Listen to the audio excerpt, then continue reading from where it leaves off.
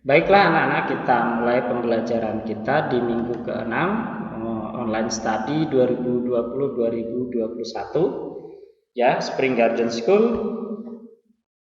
Materi kita kali ini adalah pentingnya persatuan dan kesatuan dalam meningkatkan kesejahteraan. Nah, di sini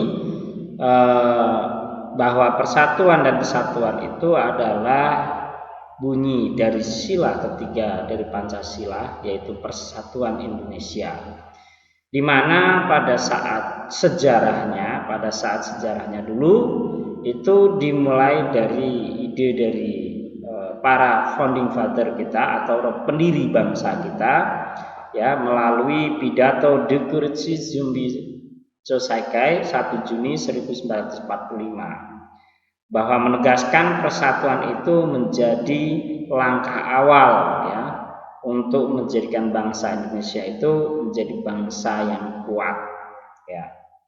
Di sini menunjukkan bahwa persatuan itu sebagai simbol dari kebangsaan atau nasionalisme.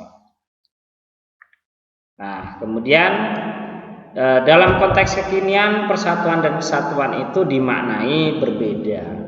Kalau zaman dulu bangsa kita melakukan persatuan dan kesatuan tujuannya adalah memperjuangkan atau membentuk suatu bangsa yang merdeka.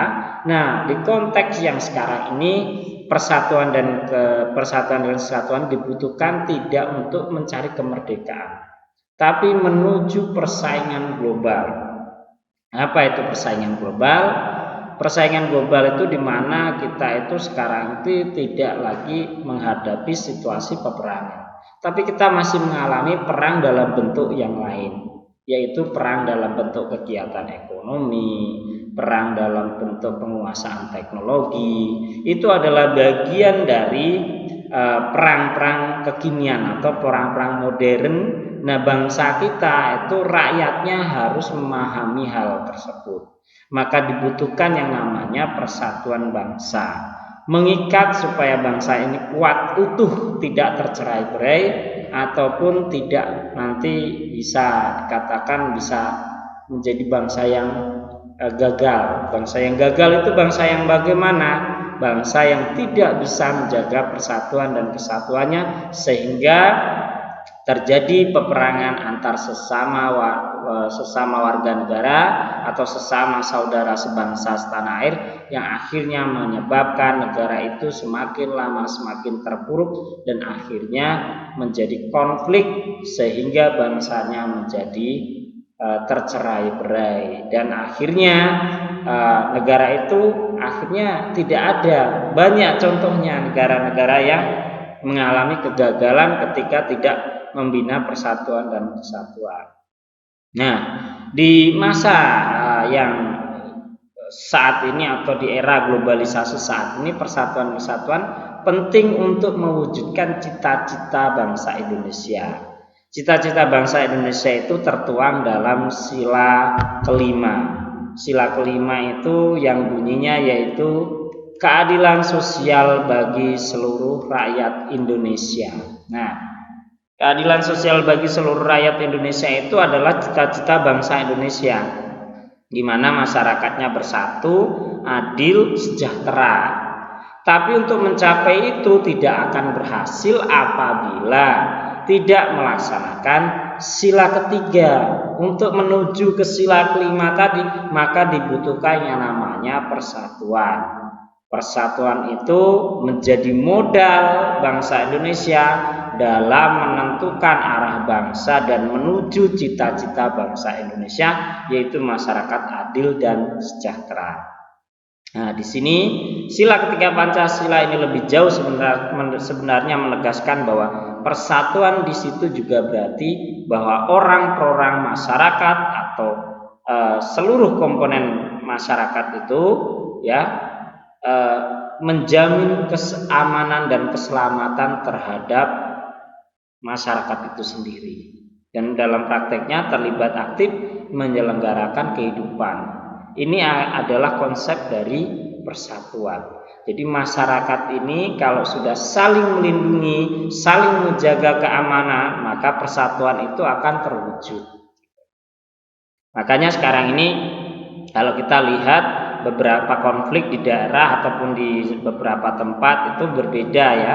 Kasusnya biasanya dilatar belakangi dengan masalah ekonomi. Nah, ekonomi ini menjadi tantangan sekarang atau kesejahteraan ini jadi tantangan masyarakat dalam persatuan bangsa Indonesia. Apabila masyarakatnya sejahtera maka mudah untuk mengarahkan ke persatuan. Tapi apabila masyarakatnya tidak sejahtera maka akan rawan terjadi yang namanya konflik atau pertengkaran. Nah, makanya kalian sebagai generasi muda harapkan tetap menggalangkan persatuan dan kesatuan supaya cita-cita bangsa Indonesia itu di sila kelima keadilan sosial bagi seluruh rakyat Indonesia itu dapat terwujud. Nah, kemudian kalau kita lihat lagi eksistensi Pancasila itu adalah terletak pada di mana terjadinya kesatuan dan persatuan.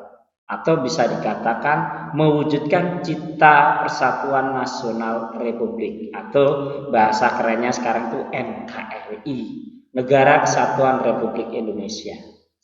Dulu itu diciptakan lagu dari Sabang sampai Merauke, berjajar pulau-pulau sambung menyambung menjadi satu. Itulah Indonesia. Itu tujuannya supaya meningkatkan rasa nasionalisme, meningkatkan rasa persatuan bangsa Indonesia. Yang dimana bangsa Indonesia itu memiliki banyak keberagaman agama, keberagaman ekonomi, keberagaman sosial, dan seterusnya, etnik dan suku, ras dan seterusnya.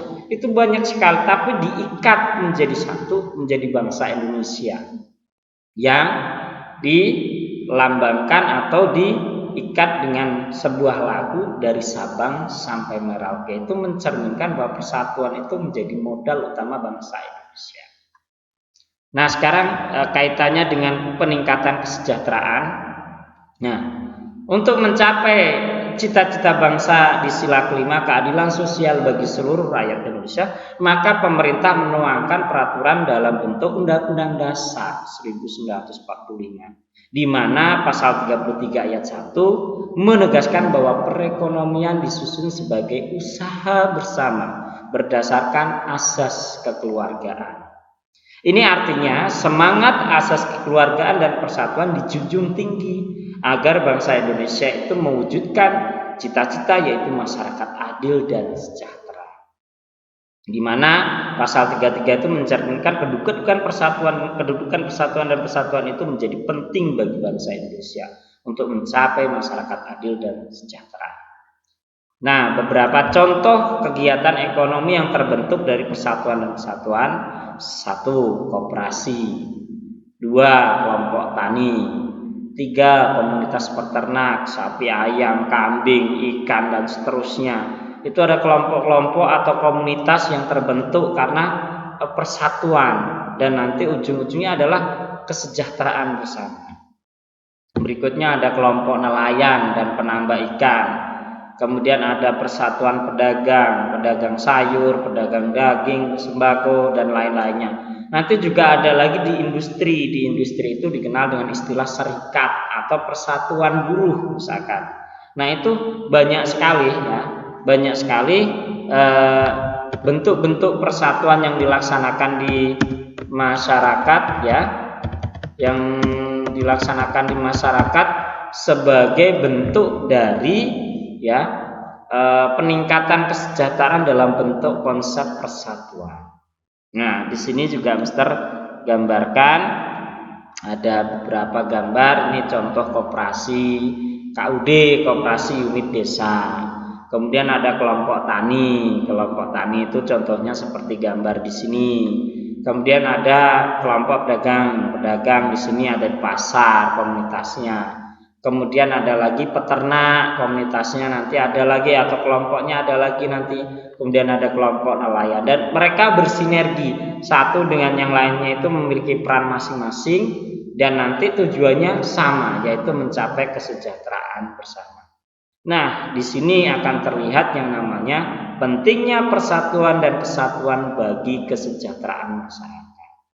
Oleh karena itu, Apabila kita tidak menggalang persatuan dan kesatuan, tidak akan mungkin tercapai cita-cita bangsa Indonesia,